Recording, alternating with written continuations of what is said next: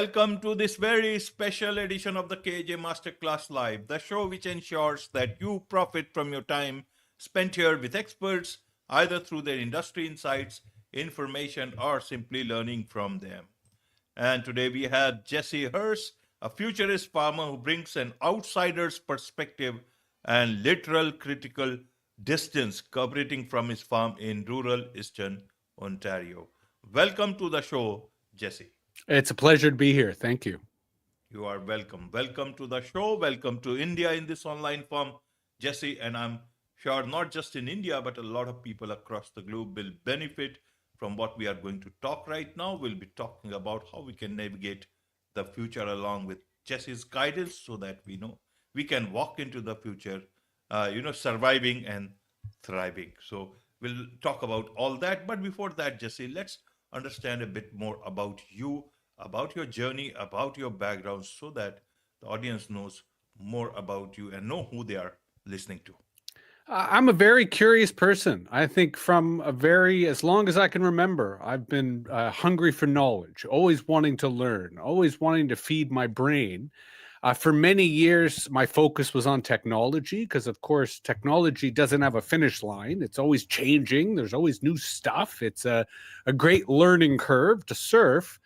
And then I started realizing that there's this whole industry called futurism, which initially I was really skeptical of because, how could anyone predict the future? And in many cases, the future kind of doesn't even exist. All we ever experience is a series of todays. Until I realized the future is just a metaphor. It's a way of empowering people. It's a way of encouraging people to think of their own future, to think of their desires, and to come up with a plan to get there, come up with a map so they can navigate, walk, maybe even run to the future that they desire. So once I realized it's fundamentally a form of storytelling that focuses on a combination of politics, technology, and culture, I said, okay, yeah, I'll be a futurist. And it's allowed me to experience a lot of really fun and exciting places and events and meet a lot of great people. Because I think as humans, what we kind of share in common is a desire to make tomorrow better than today. Absolutely. So what is a futurist farmer then? Help us understand. It sounds like a paradox, and it's to say before I was a farmer, I was a futurist, and I kept meeting all these farmers who every time I talked to them, I realized they had a wisdom and a foresight that many other professions don't. And so I decided to become a farmer, partly because given my view of the future, climate change, artificial intelligence, I thought food production would be the best way to apply that. And I wanted to be on the forefront of nature, of, kind of get out of the city and be back on the land. But I then realized that all farmers are futurists. That in order to be a successful farmer, you have to think about the growing season. You have to think about your livestock. You have to think about the challenges that might be facing you. So it was a bit of a paradox in realizing while I was initially a reluctant futurist, that farmers, as the oldest futurists known to humanity, made me feel legitimate as a futurist because in being a farmer and a futurist, you're balancing the past and the future in a way that I think allows us to understand both. Right, Jesse. But your farm is no ordinary farm, as you call it. High-speed fiber optic internet, call it the Academy of the Impossible, engage in a wide range of research regarding agriculture, media, technology, and culture. So I thought it was all about farming. Here it's all about agriculture, media, technology, and culture. Help us understand, what are you growing down there in that farm? Well, the idea of embracing the past doesn't mean that I'm going to abandon all the latest, greatest technology. And certainly the only reason that I'm able to be a novice farmer is thanks to YouTube, is thanks to podcast, is my ability to get access to the wisdom of farmers around the world. And in particular, we employ something called agroecology, which is really an emerging form of farming practices that combines kind of ancient wisdom with contemporary technology that allows you to get the highest yield, that allows you to have the most sustainable approach from a climate perspective. And I mean, given that we are still relatively new farmers, the amount of crops, the amount of vegetables we grew this year on our very modest land was phenomenal because of the way in which we're using kind of the latest techniques that don't use pesticides, that don't use nasty chemicals, but still get the productivity, still get the amount of food that you would expect from an industrial operation, but using new methods, using new technologies that I think are really exciting. But to your point, the role of media is the point of education. You can't just develop these technologies, develop these practices, and not tell anyone about it. It's important to create media and to help people in cities understand where their food comes from, to let them see the goats, the cows, the chickens, the crops, and understand the ecology of how it sits together. So it's the Academy of the Impossible in the sense that changing people's relation to food seems impossible, but one day at a time, it can be accomplished. Of course, of course. So, being a farmer, futurist farmer, you talked about being free of pesticide. Is it possible? Is it going to be the future for us? Is the future of food without pesticides? Because nowadays there is a lot of debate about, that the food has been tinkered with, and that is the reason for a lot of problems that a lot of people across the world are facing. How do you look at it as a farmer, existing farmer, past farmer, and futurist farmer? Well, allow me to answer that in reverse. Yes, we are as a society, as a species, facing a lot of negative health effects of factory farming, of industrial farming, of relying upon chemicals, of relying upon techniques to grow our food that makes the food, have little taste, little nutrients. So there is a revolution happening right now, right around the world, of basically using these ancient techniques, these wise techniques that we as animals evolved from, right? Our intestines, our guts, the way our metabolism works, that evolved over thousands and thousands of years. So there's a way in which we grew food that we have to revert to. But at the same time, there are a lot more humans today than there were in ancient times.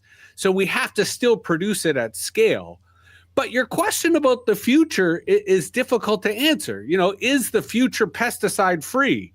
Well, if it was up to me, yes, absolutely. If it was up to a lot of people who want to eat good food, yes, absolutely. But politics doesn't always work that way. And we live in a world in which our food is generally controlled by a really large corporations that they get to set the policy agenda. They get to kind of set the pricing of what people pay. And so that's where I keep using the word revolution, that there needs to be a change in the regulatory framework. There needs to be a change in how people buy their food and how they think about their food. If that doesn't happen, then unfortunately pesticides will continue to be a part of our future. But if more and more people start recognizing that the health issues they're facing are tied to the food that they're eating, then it's possible that they'll seek out, better, safer forms of food. Right, Jesse. So through your Academy of Impossible, through your looking into the future, through your looking at everything that is possible from your farm down there in Ontario, what are you actually trying to achieve from there? Well, two things. One is artificial intelligence. I think everyone around the world right now is fascinated how these new tools are allowing us to do more with less. And to stick to our point about pesticides, AI in agriculture allows us to identify weeds, for example, that can be removed either by robots, which are going through your land, or just make it easier for you to identify them. The same way that you can look at the nutrients in the soil and recognize where you might want to put some manure or poop to help with the nitrogen, rather than spraying chemicals to go after it. So AI fundamentally is a form of pattern recognition. It allows us to find the needles in the haystack that it would take us too long to find. It allows us to identify problems before they become serious, or we can address them quickly and rapidly. But again, the question of AI is, who does it benefit? There's a lot of talk in AI right now about bias and whether AI should be free of bias. And I'm kind of contrarian that I actually think bias is good. The question is, what kind of bias? For example, if your bias is bigotry or racism, well, that's a bad bias. But if your bias is generosity, or if your bias is inclusivity, well, that's a very good bias. And that's where, when we think about AI, is it biased in favor of the farmer, or is it biased in favor of the companies that are buying the farmer stuff or working with the farmers? And, for example, I followed, I think it was a couple of years ago, maybe 18 months ago, the farmers' protests in India, and how there was this mass mobilization of farmers really throughout the country because they were concerned about the corporate control of the Indian agricultural system. And so when we talk about AI in agriculture, the concern is that these companies will use these tools to kind of further create a dominance, so that farmers are more and more dependent upon these tools and dependent upon how these tools are used. So that's why really my focus is education and literacy, and helping other farmers not just understand how these tools could help them be free of pesticides, but to help them understand how these tools can empower their business and empower their operations, so that farmers can once again have more power, both in the marketplace, but also in society when it comes to how they choose what to plant or what animals that they choose to raise. That's something I think that AI can empower us to do, because it allows the farmer to make those decisions instead of companies far away making those decisions on their behalf. Right. So, Jesse, you like AI or you do not like AI? See, I like AI, but I don't like the way in which AI is being presented to the public. And I say this because I believe AI is a powerful tool that we should use to empower ourselves. But I don't believe that AI is a god that is about to come alive and rule us all. And I think we're witnessing a dangerous myth in which there's a lot of people in the AI industry saying that we're on the verge of artificial general intelligence, or we're on the verge of the singularity. And I think that that's nonsense. I think that they're doing that to make people afraid of this very powerful tool, so they won't think for themselves, hey, how should I use this tool for my farm? Instead, they'll think, oh, well, I'll just do whatever everyone else tells me to do. I'll use this tool to use more pesticides, rather than I'll use this tool to get rid of pesticides. And so it all comes down to agency of how each user, each business decides to use these tools. And that's where, to your question, I don't like or dislike AI, but I do like or dislike how we talk about AI, how we portray AI in the media, and that I want it to be for us, the people, for democracy, and not necessarily for the billionaires or, the super smart people who think they can control AI, when instead it should be for everybody. But those are the people who are controlling. You see the ownership of artificial intelligence. Even governments don't seem to be having control. And in future, that is one big threat for people across the world, the general people across the world, that some technology guys, they will have more control than even the president of the United States of America. Yeah. And I think it's been happening over time. I mean, I think as a journalist, you could sort of appreciate how, power has shifted away from governments to the technology. I like to joke here in Canada that our parliament isn't in Ottawa, it's on Facebook, right? Facebook is where everyone goes to discuss policy. Facebook is where everyone goes to debate what's important in society. It's almost as if social media has overthrown our governments because that's where the important discussions happen. But here's the catch. So much of AI is open source, right? Even though these big companies, these big AI companies have the resources to build the data centers and command the attention, the technology itself, I think, can't be controlled.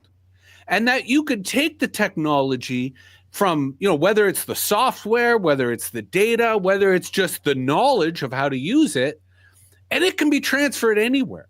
Like, you and I are old enough to remember when Facebook didn't exist, when Google didn't exist, when Amazon didn't exist, right? The most powerful entities in the world did not exist 30 years ago. So maybe tomorrow we could create a new entity that will be even more powerful than these companies and, most importantly, democratic, right? And within the hands of the people and controlled by the people.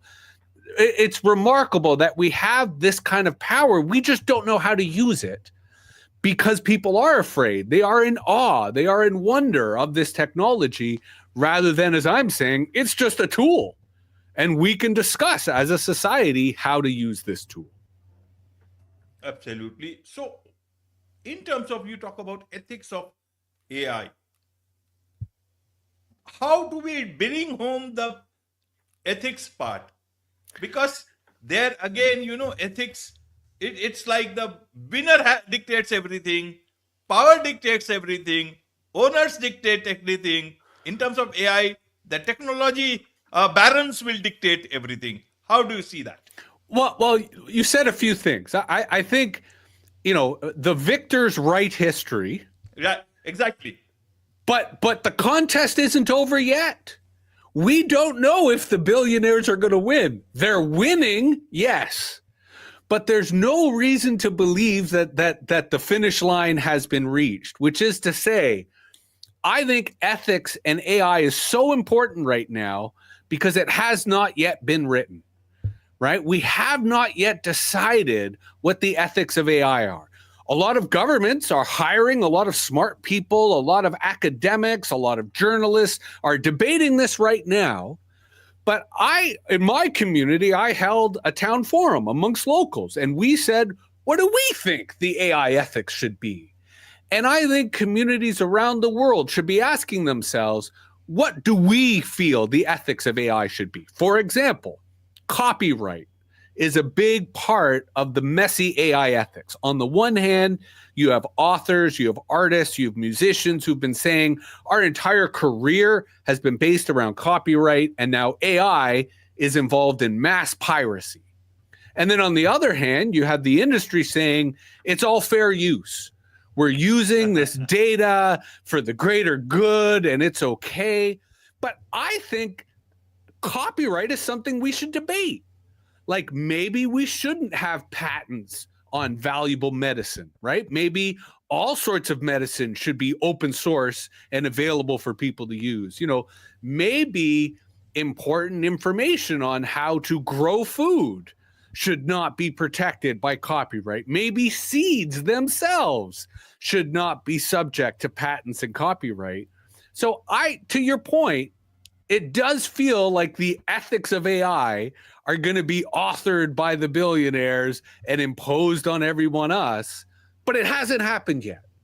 And so we have an opportunity right now to talk amongst ourselves, the little people, and say, what do we think the ethics of AI should be? Should there be risks? Because I don't think there should be AI guardrails. I don't think there should be any restrictions on what AI should do. I think the restriction should be on the people, right? If someone uses AI to do something criminal or to do something violent, don't hold the AI responsible as just a computer. Hold the human responsible. Hold the person who used the tool for malice to then be responsible for what they do. And again, all of this is up in the air right now. All of this is being debated. So I see AI ethics as an opportunity for democracy, an opportunity for us to participate in our own conversations, in our own jurisdictions, in our own communities, so that we anticipate what the billionaires are going to say as AI ethics.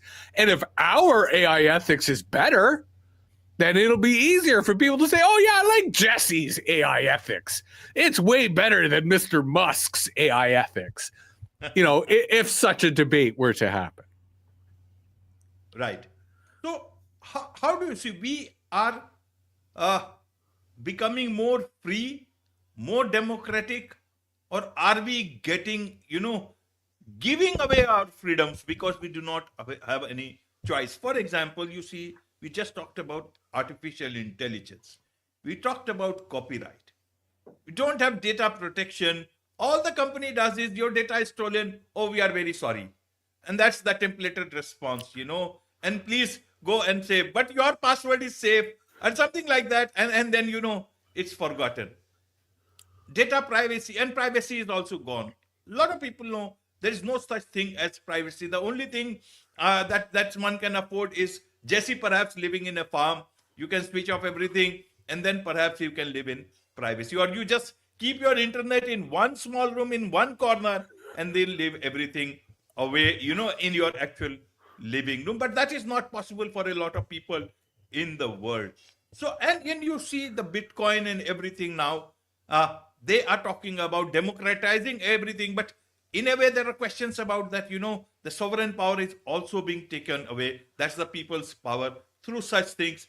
I don't know what side to take, but I'm just trying to understand this whole thing.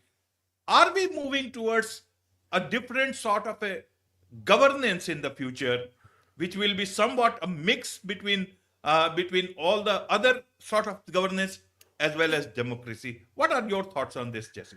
So the straight answer is all of the above, right? We are experiencing more freedom while we experience more authoritarianism. We are having more agency while we are subject to more control. And I think that this paradox will end in a new regime, to your question, and I'll come to that in a moment. But the nature of this paradox is, to your earlier point about governments being replaced by technology companies. So on the one hand, culturally, we have more freedom, but politically we don't, right? Our votes count for less. We have less influence on public policy, but we can go on the internet and say whatever we want. So culturally, we are more free, and that makes people feel as if they are in a free society, but politically, authoritarianism is on the rise. Right? Politically, we're seeing dictators and demagogues are come to power in countries around the world. And at some point, that paradox has to clash, has to break. And so I think what we are seeing is the emergence of a new form of government. And the joke I like to make is that influencers of today are politicians of tomorrow. Because another paradox here is that everyone likes to say that data is valuable, but I don't think data is valuable. Attention is. And data is often used to get attention, but it's the people who can command and mobilize attention that will have political power. And those are influencers, right? Those are people who have learned how the algorithm works, who learn how to get attention. Like Mr. Beast, for example, the king of YouTube. He has no content. He has no message. It's completely empty. His only goal in life is attention, and all of his content is created to get attention, and that gives him economic power, right? Because it gives him a lot of money. At some point, like Musk, he will realize that economic power can be translated into political power. And so we could end up having a kind of, imperial, like not democracy, but a world run by those who are able to get the most attention, who are able to command and mobilize that attention. But I want to end by coming back to the paradox you mentioned about data breaches and loss of privacy, because I think that the current state of insecurity, the fact that the internet and all of our technology is so fundamentally insecure, that is a result of policy. That is not an accident. If we wanted our technology to be secure, it could be. If we wanted the internet to be secure, it could be. The reason that it's not secure is because many governments don't want it to be secure. They want to be able to get access to people's information. They want to be able to violate people's privacy. And so there's a whole industry out there, right, that buys all this stuff. And the biggest purchasers of zero-day exploits are intelligence agencies, right? Because they're the ones who want to break into your phone. So it's not an accident that we have this insecurity. And guess what? It could be fixed, right? Instead of the influencers being in power, elect the nerds. Like if the nerds became, the new heads of government, I'm sure they'd be able to secure this stuff quick and fast. But unfortunately, we have neither. Currently, those elected to office are, the most ambitious, the most unscrupulous, the most willing to get power tend to be in power. And unfortunately, our society suffers as a result. Right. So how do you see the future of humanity, future of us all?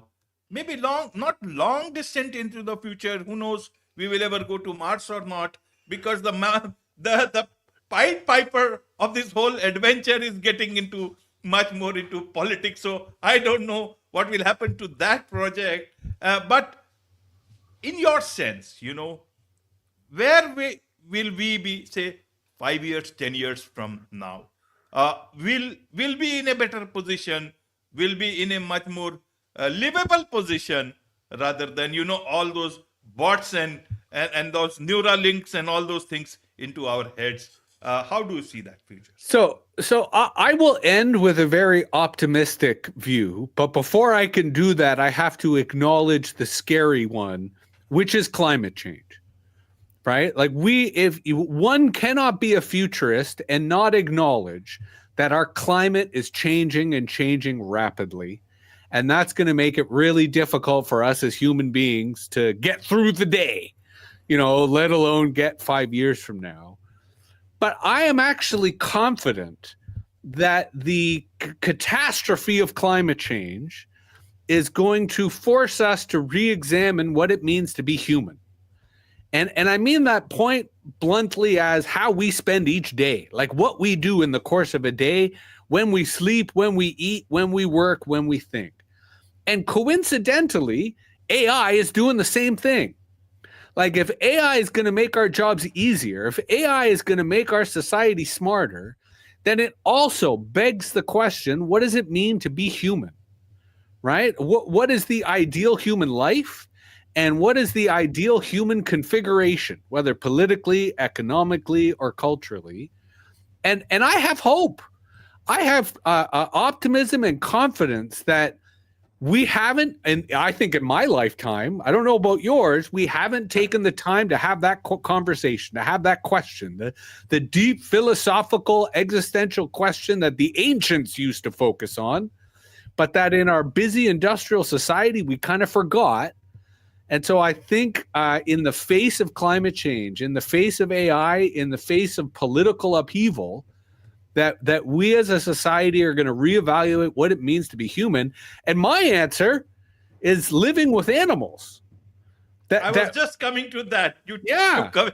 That we've evolved as a species to live alongside animals, whether dogs, whether goats, whether cows, whether, all sorts of animals that we evolved alongside of. And that being part, again, in community with animals and humans, I think allows us to survive climate change. It allows us to use AI responsibly and ethically. And it allows us, once again, to live with nature and to live in the cycle of nature, which cities kind of disconnected us from. But I think technology can help bridge that gap so that we better understand our role in the world and are more responsible as a result. Absolutely. Absolutely. As they used to say about, that a dog is a man's best friend. Now, we just changed that dog to a wider variety in terms of animals itself. And it's like going back to the past, but it's actually looks like to be our future also, a safer future than what we have tried, than the road that we have traversed till now. And look, for some people, that dog might be a robot dog, and that's okay. You are okay with that? Sure. Again, it all meaning is in the eye of the beholder. So, some people have allergies. Some people don't want to pick up the dog's poop. So maybe they prefer a robot dog. And if that works for them, all power to them. Absolutely. Now I get your point. That's a lot of great points from you, especially about pesticides and all those things about AI and the way you see democracy. So hybrid is not only in terms of the remote work and work from office, but in many areas that we will see in the future. So a lot of people who want to connect with you, learn more about you, Jesse. What is the best way for them to do so? You could throw my name into Google and see what happens. My website, jessehirsh.com, but I also run a newsletter called The Future of Authority, in which I try to use authority as a lens for both the future, but also how we understand it and how we engage it. Wonderful. With this, it's a wrap on this very special edition of the KJ Masterclass Live. Thank you so much indeed for joining us. My pleasure.